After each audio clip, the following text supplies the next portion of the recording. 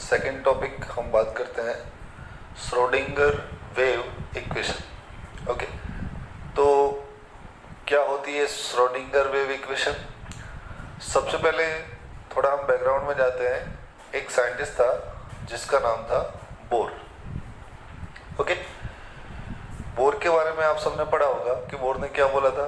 Bore ने बोला था कि एटम के सेंटर में न्यूक्लियस होता है और इलेक्ट्रॉन इसके सराउंडिंग में सर्कुलर मोशन करता है।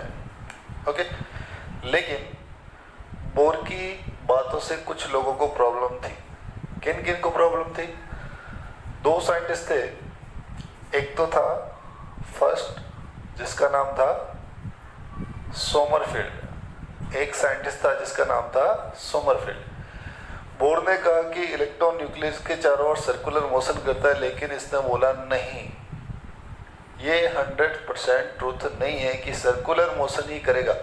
हम मना नहीं करते कि सर्कुलर मोशन नहीं करेगा, लेकिन सर्कुलर मोशन करेगा, लेकिन वह एक कंडीशन होती है। तो सर्कुलर के इसने बोर ने तो बोला था कंटिन्यू ऐसे मोशन करेगा इस तरीके, लेकिन इसने बोला नहीं, ऐसे भी कर सकता है, ठीक है ना, और इसका जो है एक शेप में भी हो सकता है। तो इसने ऑब्जेक्शन किया था किसको? बोर को। और इसने बोर का जो मॉडल था उसको कोलैप्स भी किया था। ओके, और ये सही भी था। सेकंड श्रोडिंगर, सेकंड जो साइंटिस्ट था वो था श्रोडिंगर। ओके, तो इसने क्या बोला? बोर ने तो ये बोला कि कंटिन्यू जो है इस तरीके से ये मोशन करेगा, लेकिन इसने बोला नहीं। बोर के अकॉर्डिंग अगर हम इलेक्ट्रॉन को ढूंढने के लिए जाएं तो यहाँ पे हमें कौन मिलेगा? इलेक्ट्रॉन। लेकिन श्रोडिंगर ने कहा कि नहीं, ऐसा नहीं है। इलेक्ट्रॉन जरूरी नहीं कि यहीं पर भी मिलेंगे, इलेक्ट्रॉन इधर भी मिल सकते हैं और इलेक्ट्रॉन यहाँ पर भी मिल सकता है। इसका मतलब इसने बोला कि आप बोल रहे हो कि ये सीधा ऐसे मोशन करेगा, ऐसे मोशन नहीं करेगा, ये जो है एक वेव फॉर्म में मोशन करेगा इस तरीके से, है ना। अकॉर्डिंग टू बोर ऐसे मोशन करेगा इस टाइप से। ओके, लेकिन श्रोडिंगर के अकॉर्डिंग इस तरीके से मोशन करेगा ये वेव फॉर्म में, है ना। अब वेव फॉर्म में मोशन करेगा तो जरूरी नहीं कि इलेक्ट्रॉन यहाँ हो, इलेक्ट्रॉन इधर भी हो सकता है और इलेक्ट्रॉन इधर भी हो सकता है, यानी जो पाथ है उसके अंदर भी हो सकता है और बाहर भी हो सकता है। और ये दोनों साइंटिस्ट थे जिसने बोर के मॉडल को थोड़ा सा ऑब्जेक्शन किया था और अब अलग से इसको प्रूव किया था। ओके, तो श्रोडिंगर ने इलेक्ट्रॉन के 3D मोशन के बारे में बताया था। त्रिविमीय गति, 3D मोशन के बारे में जो है श्रोडिंगर ने बताया था इलेक्ट्रॉन के, यानी इलेक्ट्रॉन चारों तरफ ऐसे ऐसे किसी भी तरीके से जो है वो मोशन जो है करते हैं, लेकिन 3D जो है वो मोशन करेंगे। उसके बाद इसने एक साइन दिया था जिसको इस तरीके से हम पढ़ते हैं, इसको बोलते हैं Sai. Okay, what is Sai? Sai होता है वेव फंक्शन। साई को हम कहते हैं वेव फंक्शन। वेव का मतलब क्या होता है? हिंदी में इसको हम कहते हैं तरंग, और फंक्शन को कहते हैं हिंदी में फलन। इसको हम कहते हैं वेव फंक्शन या फिर तरंग फलन बोलते हैं। अगर हम अपनी भाषा में बोले कि ये साई क्या है, तो ये साई जो है इलेक्ट्रॉन होने की संभावना, यानी जिसको हम कहते हैं प्रोबेबिलिटी। ये जो साई वो शो करेगा, वो क्या करेगा? इलेक्ट्रॉन होने की संभावना यानी प्रोबेबिलिटी को शो करेगा। अकॉर्डिंग टू बोर यहाँ पर इलेक्ट्रॉन होने की जो है, बोर ने जो ऑर्बिटल का डेफिनेशन दिया था वो क्या दिया था? अकॉर्डिंग टू बोर जहाँ पर इलेक्ट्रॉन 100% है उसी को हम क्या कहेंगे? ऑर्बिटल कहेंगे। इसने बोला कि इलेक्ट्रॉन ऑर्बिटल में ही होते हैं, लेकिन इसने बोला कि इलेक्ट्रॉन 3D होते हैं, ठीक है ना। ऑर्बिट से बाहर भी हो सकते हैं और अंदर भी हो सकते हैं। बाहर होने की प्रोबेबिलिटी कितनी है और अंदर होने की प्रोबेबिलिटी कितनी है, ये फाइंड करते हैं हम किससे? साई से। कई बार ऐसा भी लिखा होता है साई आर। ओके, यानी ये साई आर रिप्रेजेंट करेगा पोजीशन को। किसको रिप्रेजेंट करेगा? पोजीशन को रिप्रेजेंट करेगा। ओके, तो श्रोडिंगर वेव इक्वेशन के अंदर जो सबसे पहले इसने बताया क्या था? 3D मोशन दिया था वेव फंक्शन के बारे में, जिसको हम कहते हैं तरंग फलन, यानी इलेक्ट्रॉन होने की संभावना या प्रोबेबिलिटी को ये शो करता है। ओके, इसके बाद फॉर्मूला क्या था इसका, जो है एक फॉर्मूला जो हम जनरली 11th में पढ़ते हैं, साई डेल जो है del square psi upon d x square, del square psi upon d y square plus del square psi d z square plus 8 pi square m upon में H square E minus U psi is equal to 0। ये जो formula है वो दिया था किसने, ये formula दिया था अपने श्रोडिंगर ने। अब इतना बड़ा फॉर्मूला पहली बात तो देख के डर लगता है कि ये क्या है और कैसे आया इतना बड़ा, इसका मतलब क्या होता है और किस तरीके से हम इसको डेराइव करेंगे। ठीक है, तो इनिशियली जो साई का फॉर्मूले की बात करते हैं वो फॉर्मूला, ठीक है, तो एक बार थोड़ा इसको रफ करके पूरा हम इसको प्रूव करने की कोशिश करें। Psi is equal to a sine 2 pi by lambda upon में इनटू में एक्स। ये सबसे पहले जो है फॉर्मूला दिया था किसने, श्रोडिंगर ने। अब पता क्या करना है कि इस फॉर्मूले से ये किस तरीके से जनरेट होता है।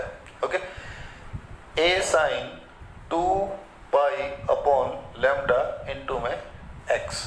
ओके, तो पहले आपको इसका जो है वो डिफ्रेंशिएशन करना पड़ेगा, यानी del psi upon d x is equal to a 2 pi upon में lambda cos 2 pi lambda into में एक्स। ओके,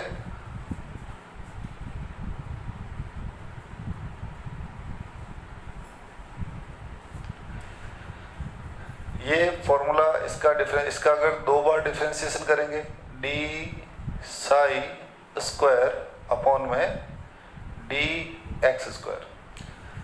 पहली बार जो है डिफरेंशिएट किया इसको, ठीक है, किसके साथ, पोजीशन के साथ, तो हमारे पास ये फॉर्मूला आया a 2 pi by lambda cos 2 pi by lambda into में एक्स। दूसरी बार करेंगे तो minus a 2 pi by lambda into 2 pi by lambda sine 2 pi upon lambda into में एक्स।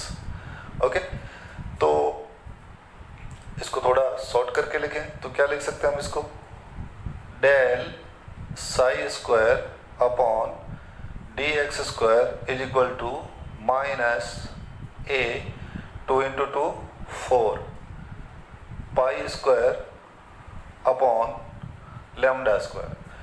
2 को 2 से मल्टीप्लाई किया, 4 पाई को पाई से मल्टीप्लाई किया, जो है पाई स्क्वायर, लैम्डा को लैम्डा से मल्टीप्लाई किया, लैम्डा स्क्वायर। ओके, पीछे क्या बचा, साइन 2 पाई अपॉन में लैम्डा इनटू में एक्स। ये कुछ ऐसा है जो कुछ देखा देखा सा लग रहा है। कहाँ पे देखा है इसको, चेक कीजिए।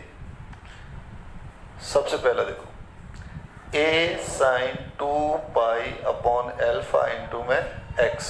ओके, तो इसको भी इसके साथ अगर इंक्लूड कर लें तो ये पूरा क्या हो जाएगा, ए साइन 2 पाई, अगर इसको इसके साथ में ही लिख लें और यहाँ पे ऐसे करते हैं, है ना, ये हो जाएगा a sine 2 pi upon lambda into में एक्स। तो इस पूरे की जगह हम क्या कर सकते हैं, साई लिख सकते हैं।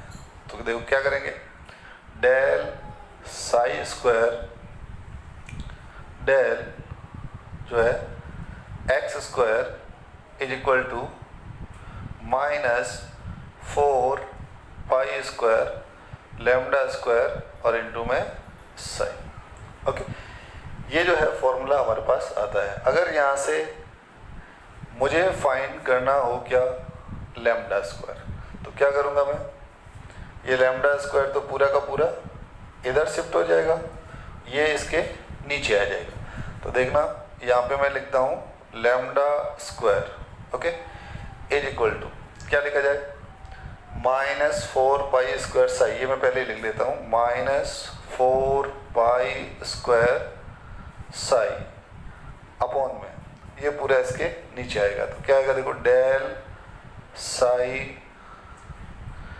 Sai square upon del x square. Okay, ये हमारे पास ये फॉर्मूला है अभी। ओके, अब इससे पहले वाले वीडियो में हमने एक देखा था डी ब्रोगली इक्वेशन। ओके, तो डी ब्रोगली इक्वेशन की बात की जाए तो हमने पे ये पढ़ा था lambda is equal to h upon में m v. De Broglie equation था lambda is equal to h upon में एम वी। अगर मैं इसको पूरी इक्वेशन को स्क्वायर कर दूं तो क्या हो जाएगा, lambda square is equal to H square upon m square into में वी स्क्वायर। ओके, सबका जो भी है ऊपर नीचे आगे पीछे लैम्डा एच एम वी सबका क्या कर दिया हमने, स्क्वायर कर दिया।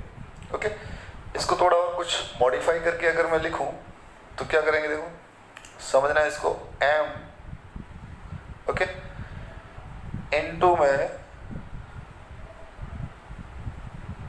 M into m we square is equal to H square upon में लैम्डा स्क्वायर।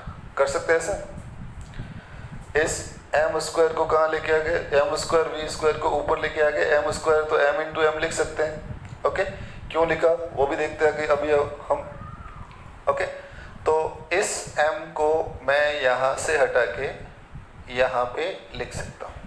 तो फाइनल इक्वेशन हमारे पास आएगा m we square h square upon m lambda square. Okay, अगर मैं बात करूँ टोटल एनर्जी की, तो टोटल एनर्जी जो होती है वो क्या होती है, kinetic energy plus potential energy is equal to क्या होती है, total energy. Kinetic energy plus potential energy is equal to क्या होती है, टोटल एनर्जी। काइनेटिक एनर्जी का फॉर्मूला हम क्या लिखते हैं, kinetic energy is equal to होता है M we square by two. Kinetic energy is equal to होता है M we square by two. अब देखना इसको, M we square by to, तो ये हमारे पास क्या है, एम वी स्क्वायर। इस एम वी स्क्वायर की जगह हम क्या लिख सकते हैं, हम लिख सकते हैं एच स्क्वायर अपॉन में two M lambda square. Okay, तो हमारे पास एक नया फॉर्मूला आया, kinetic energy is equal to H square two M lambda square, बराबर है। अभी हमने यहाँ पे देखा kinetic energy plus potential energy क्या होता है, total energy.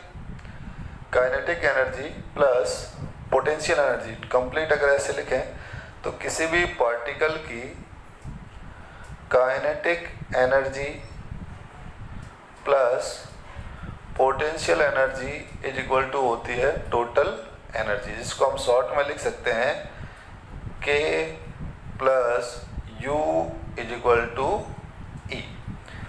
Kinetic energy plus potential energy is equal to total energy, इसको कर सकते हैं। अगर यहाँ पे ओनली मैं काइनेटिक एनर्जी ही रखता हूँ तो kinetic energy is equal to क्या हो जाएगा, E minus U. Kinetic energy is equal to E minus U. Okay,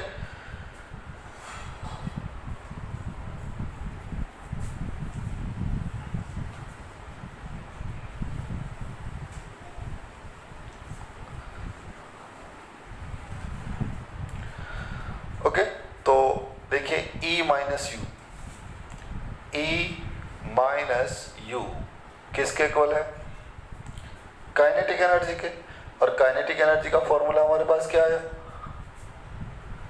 H square 2m lambda square, E minus U is equal to H square 2m lambda square. देखना वापस, kinetic energy plus total energy is equal to E। तो kinetic energy ये plus का है तो इधर जाएगा, क्या हो जाएगा माइनस का। तो E माइनस यू किसके इक्वल हो गया, काइनेटिक एनर्जी के। और काइनेटिक एनर्जी हमारे पास क्या है, h upon 2m lambda square. तो हमने क्या कर दिया, h square upon 2m lambda square बराबर। अब यहाँ पे एक आपको दिख रहा है कौन, लैम्डा स्क्वायर दिख रहा है कहीं, लैम्डा स्क्वायर बिल्कुल दिख रहा है सर, यहाँ पे दिख रहा है देखो। ओके, तो इस लैम्डा स्क्वायर की जगह हम ये सारा अभी पुट कर देंगे। ओके, तो देखिएगा E minus U is equal to H square upon 2m। Okay, इसके बाद लैम्डा स्क्वायर, तो ये लैम्डा स्क्वायर इस पूरे को क्या करना पड़ेगा, उल्टा करना पड़ेगा। तो पहले यहाँ पे क्या हो जाएगा, minus 4 pi square psi upon ये डी साई स्क्वायर, ये कहाँ चला जाएगा ऊपर, D psi square upon sorry del psi square upon में डेल जो है एक्स स्क्वायर। ओके, इसको इससे मल्टीप्लाई किया तो क्या आया, E minus U is equal to H square del psi square upon में del x square upon 2 into 4 minus 8 और क्या बचा पाई स्क्वायर m और साई। क्लियर, इसको इधर ट्रांसफर कर सकते हैं, बिल्कुल कर सकते हैं। तो क्या लिखा मैंने, minus 8 pi square m E minus U Sai, इस पूरे को हमने यहाँ पे ट्रांसफर कर दिया। पीछे इधर क्या बचा, H square upon del psi square upon में डेल एक्स स्क्वायर। इसको भी हम ट्रांसफर कर सकते हैं, तो इसको भी देखो ट्रांसफर कर दिया, क्या बचा, minus 8 pi square m E minus U psi upon में ये h आ जाएगा इधर h स्क्वायर। पीछे बचा यहाँ पे डेल साई स्क्वायर अपॉन में डेल एक्स स्क्वायर। ओके, ये पूरा नेगेटिव है, इसके पास जाएगा तो क्या हो जाएगा, पॉजिटिव हो जाएगा। तो इसको क्या लिख सकते हैं, देखो del psi square del x square minus की जगह plus 8 pi square m E minus U psi. Okay, ये पूरा का पूरा हमने क्या लिख लिया इसके पीछे, और नीचे क्या आ जाएगा, अपॉन में H square is equal to 0। Okay, अब देखो ये क्या है, ये है एक डिफरेंशिएशन है, और किसके साथ, x, और x यहाँ पे क्या है, पोजीशन है। x यहाँ पर जो है वो पोजीशन है। इसका मतलब इसने क्या बताया था, इसने बताया था कि इलेक्ट्रॉन की जो पोजीशन होती है वो कैसी होती है, 3D पोजीशन होती है, यानी x में एक्सिस पर भी होगा, y पर भी होगा और वो z पर भी होगा। तो ये x एक्सिस नहीं है, ये x क्या है, पोजीशन है। अब इसकी जगह हम रिप्लेस करेंगे किसको, जो है एक्सिस को रिप्लेस करेंगे। तो एक्सिस को रिप्लेस करेंगे तो x एक्सिस भी हो सकता है, y भी हो सकता है और z भी हो सकता है। ओके, तो नया फॉर्मूला यहाँ पे हमें क्या लिख सकता हूँ, देखो del psi square upon del x square plus del psi square upon del Y square plus del psi square upon del Z square plus 8 pi square m h square e minus u। Okay, psi is equal to 0। ये जो मैंने सबसे पहले आपको एक equation बताया, books में mostly यही दे के रखा है। ओके, अब इस इक्वेशन से ये इक्वेशन कैसे आया, ये इस पूरा सबका क्या है प्रोसेस। ओके, पहली बात। दूसरी बात कि श्रोडिंगर वेव इक्वेशन, अब डेरिवेशन तो हर जगह तो काम का है नहीं। अगर 11th के स्टूडेंट हो आप, तो अगर आपके अंदर थोड़ी जिज्ञासा है, जानने की इच्छा है, कि बुक में तो मोस्टली यही दे के रखा है, ठीक है, तो इनिशियली यहाँ से स्टार्ट करके यहाँ तक ये इसका डेरिवेशन है वो कैसे हुआ, क्योंकि अगर आप कंपटीशन फाइंड कर रहे हो तो कोई डेरिवेशन तो उसमें आना है नहीं। ओके, अगर आप सॉरी 11th या 12th के स्टूडेंट हो तो डेरिवेशन थोड़ा काम का है, लेकिन 11th में ये 12th में ये नहीं है। लेकिन आप अगर जेईई एडवांस का अगर प्रिपरेशन करते हो तो वहाँ पे ये काम का है, क्योंकि किसी भी स्टेप से कुछ ना कुछ पूछते रहते हैं। ओके, तो श्रोडिंगर वेव इक्वेशन में